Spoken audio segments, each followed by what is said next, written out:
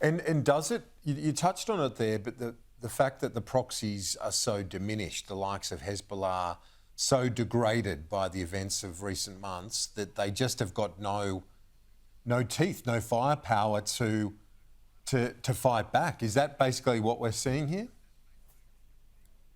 Yeah, absolutely. I mean, this is Netanyahu. You know, he has a lot of quirks to his personality and a lot of scar tissue, and he's good and bad, like Trump. But he is a very formidable leader. He might be the most formidable leader the Middle East has seen for 100 years or something. He has completely transformed the Middle East. The Israelis suffered a big failure and terrible event on October 7, and since then he has systematically destroyed all of Iran's proxies, the so-called Shiite Ring of Fire. The Iranians used to boast that they had 6 armies between them and Israel, and Netanyahu has taken them out one after another. Hamas can't launch attacks on Israel. Hezbollah is tremendously diminished and doesn't seem to have any spirit for the fight anymore. The Syrian regime has collapsed altogether. The Houthis can still fire missiles, but virtually none of them get through to Israel, and they've taken big hits.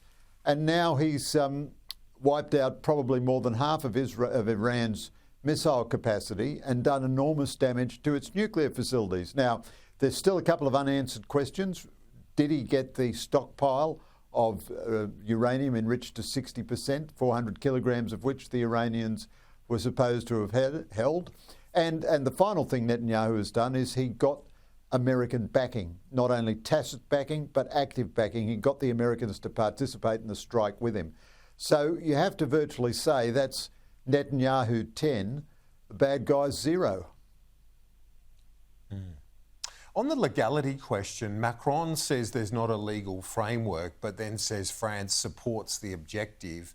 I guess the question that many US supporters of Trump and Israelis, and I think even our government by its position supporting this measure, would argue that there is a legal backing either through the basis of collective defence, which is, legal under the UN Charter, but also more broadly, this is a country that has been a state sponsor of terrorism, Iran, for many years, Greg.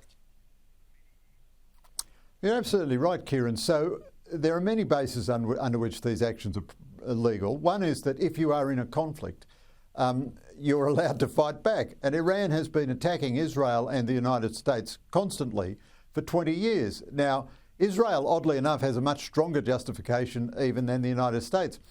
But I must say, Kieran, I hate to keep beating up on the Albanese government, but I think its position is bizarre and implausible here.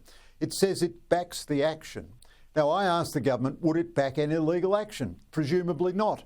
And the government says, no, it wouldn't back an illegal action, but it won't say that the US action is legal. Now, if it backs the US action, why did it not back identical Israeli actions against identical targets?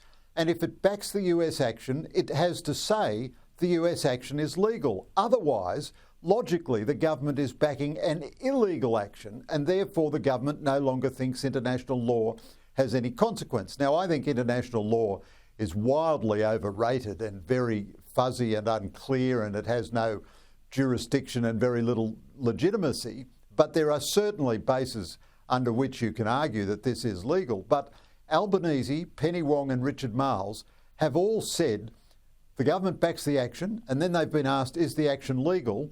And they won't give a straight answer. And now this is the Albanese government to a T. It's kind of trying to appease the Green Left vote, but trying to stick with the alliance. It's scared of the Americans. It's not scared of the Israelis, so it could treat the Israelis with some contempt. But once the Americans do it, it's got to fall in line and support it.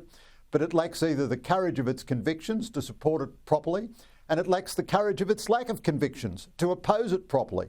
So I don't think the Australian government has ever been more comprehensively irrelevant than it is today.